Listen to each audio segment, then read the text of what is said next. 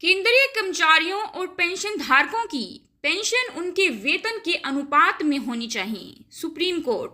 दोस्तों नमस्कार, स्वागत करते हैं आपका एक बार फिर से हमारे यूट्यूब चैनल पर। दोस्तों आज की वीडियो में हम सुप्रीम कोर्ट का सभी केंद्रीय कर्मचारियों और पेंशन धारकों के लिए एक ऐसा जजमेंट लेकर आए हैं जिसमें सुप्रीम कोर्ट ने कहा कि सभी केंद्रीय कर्मचारियों और पेंशन धारकों की पेंशन उनके वेतन के अनुपात में होनी चाहिए।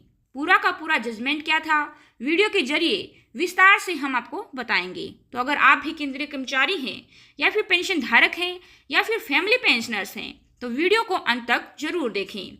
वीडियो साथी दोस्तों के साथ भी शेयर जरूर करें ताकि ये जानकारी उनको भी प्राप्त हो सके।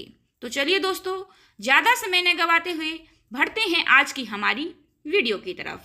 दोस्तों सभी केंद्रीय कर्मचारियों और पेंशन धारकों को एक बड़ी राहत देते हुए सुप्रीम कोर्ट ने केरल उच्च न्यायालय के द्वारा कर्मचारी पेंशन योजना 2014 को रद्द करने के खिलाफ दाखिल याचिका को खारिज कर दिया। इस संशोधन में अधिकतम पेंशन योग्य वेतन प्रति माह 15,000 रुपये तय की गई थी। Chief justice Ranjan Gogoi, justice Deepak Gupta और जस्टिस संजीव खन्ना की पीठ ने कर्मचारी भविष्य निधि संगठन के द्वारा दायर याचिका को ये कहते हुए खारिज कर दिया कि इसमें कोई योग्यता नहीं है। दरअसल केरल उच्च न्यायालय ने पिछले साल अक्टूबर में कर्मचारी भविष्य निधि और विविध प्रावधान अधिनियम 1952 के प्रावधानों को लेकर विभिन्न प्रतिष्ठानों के कर्मचारियों के द्वारा दायर रिट याचिकाओं को अनुमति दे दी थी। उनकी शिकायत पेंशन योजना 2014 में किए गए परिवर्तनों को लेकर थी जो उनको देय पेंशन को काफी कम देती है। कर्मचारी पेंशन संशोधन योजना 2014 संशोधन में पेंशन योजना में इन बदलावों को लाया गया था। इसके तहत पेंशन योग्य वेतन को 15,000 रुपये प्रति माह तक सीमित किया गया। हालांकि संशोधन से पहले अधिकतम पेंशन योग्य वेतन 6,500 रुपये प्रति माह था, लेकिन इसमें एक कर्मचारी को उसके द्वारा प्रदान किए गए वास्तविक वेतन के आधार पर उस पेंशन का भुगतान करने की अनुमति दी गई थी जो उसके द्वारा योगदान किया गया था। इसके लिए उन्हें व उनके नियोक्ता के द्वारा संयुक्त रूप से इस तरह के उद्देश्य के लिए किया गया एक संयुक्त अनुरोध करना होगा। उक्त प्रावधान को संशोधन के द्वारा हटा दिया गया जिससे अधिकतम पेंशन योग्य वेतन 15,000 रुपये हो गया। बाद की एक अधिसूचना के द्वारा इस योजना में और कर्मचारी पेंशन योजना 2016 में संशोधन किया गया। इसमें यह प्रदान किया गया कि मौजूदा सदस्यों के लिए पेंशन योग्य वेतन जो एक नया विकल्प पसंद करते हैं उच्च वेतन पर आधारित होगा। ये संशोधन मौजूदा सदस्यों के लिए 1/9/2014 के विकल्प के रूप में प्रति माह 15,000 रुपये से अधिक वेतन पर योगदान जारी रखने के लिए अपने नियोक्ता के साथ संयुक्त रूप से एक नया विकल्प प्रस्तुत करने का विकल्प देता है। इस तरह के विकल्प पर कर्मचारी को 15,000 रुपये प्रति माह से अधिक के वेतन पर 1.16% की दर से आगे योगदान करना होगा। इस तरह एक ताज़ा विकल्प को 1/9/2014 से 6 महीने की अवधि के भीतर प्रयोग करना होगा।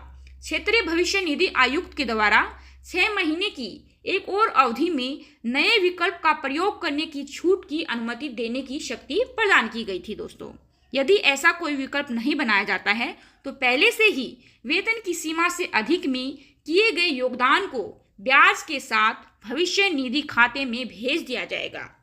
ये प्रदान करता है कि मासिक पेंशन की सेवा के लिए प्रो राटा के आधार पर 1 सितंबर 2014 तक अधिकतम पेंशन योग्य वेतन 6,500 रुपये और उसकी बाद की अवधि के लिए अधिकतम पेंशन योग्य वेतन 15,000 रुपये प्रति माह निर्धारित किया जाएगा।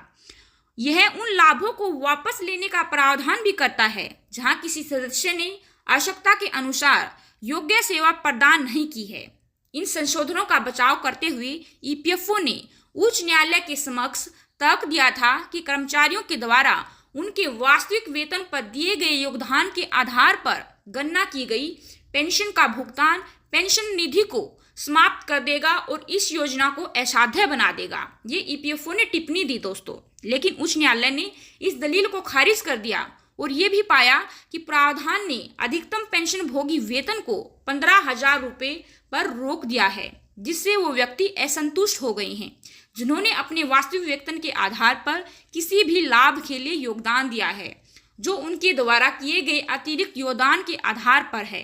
न्यायमूर्ति सुरेंद्र मोहन और न्यायमूर्ति A.M. बाबू की पीठ ने कहा कि कर्मचारी जो पेंशन योजना के द्वारा आवश्यक के रूप में अपने नियोक्ताओं के साथ एक संयुक्त विकल्प प्रस्तुत करने के बाद अपने वास्तविक वेतन के आधार पर योगदान दे रहे हैं, वो बिना किसी औचित्य के उनके द्वारा किए गए योगदानों के अलावा अन्य लाभों से वंचित हैं। इसके अलावा वेतन को 15,000 रुपये प्रति माह तक पेंशन को निर्धारित करना बिल्कुल अवास्तविक है। 15,000 रुपये का मासिक वेतन केवल लगभग 500 रुपये प्रति दिन तक काम करता है। ये सामान्य ज्ञान है कि यहाँ तक कि एक दिहाड़ी मजदूर को भी दैनिक मजदूरी के रूप में उक्त राशि से अधिक का भुगतान किया जाता है। इसलिए पेंशन के लिए अधिकतम वेतन 15,000 रुपये तक सीमित करना अधिकांश कर्मचारियों को उनकी वृद्धावस्था में एक सभ्य पेंशन से वंचित करेगा। पीठ ने आगे कहा, दोस्तों, यदि बिल्कुल ही ऐसी स्थिति जहां कोष आधार समाप्त हो जाता है उसमें निधि की स्थिरता बनाए रखने का प्रयास स्थिति को विधायी अभ्यास के माध्यम से निधि में योगदान करने वाले व्यक्तियों के योगदान की दरों को बढ़ाकर किया जा सकता है। पीठ ने कहा कि पेंशन को कम करना इस योजना के उद्देश्य को पराजित करेगा और ये टिप्पणी दी कि कर्मचारियों की पेंशन उनके वेतन के अनुपात में ही होनी चाहिए। तो दोस्तों, ये था पूरा का पूरा जजमेंट जो कि कर्मचारी और पेंशन धारकों के हक में निकलकर सामने आया। आपकी क्या राय है इसके ऊपर कमेंट सेक्शन में कमेंट कर हमें अपनी राय जरूर दें। वीडियो को ज़्यादा से ज़्यादा साथी दोस्तों के साथ भी शेयर जरूर करें और ऐसे ही लेटेस्ट अपडेट के लिए हमारे चैनल को सब्सक्राइब जरूर करें। आज की वीडियो में बस इतना ही। जल्द ही हाजिर होंगे एक नई वीडियो के साथ। तब तक के लिए बने रहे हमारे साथ। धन्यवाद। जय हिंद, जय भारत।